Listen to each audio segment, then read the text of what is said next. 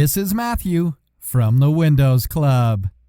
If you wish to download, install, and update Intel drivers with Intel Driver and Support Assistant on your Windows system, then either read through this article on the website or simply watch this video. I will guide you through the procedure. Go to Intel.com and search for Intel Driver and Support Assistant in the Windows search bar. Download the exe file to your system and install it. You'll have to reboot your computer after this. Now, open the same page on Intel.com from where you downloaded the Intel Driver and Support Assistant.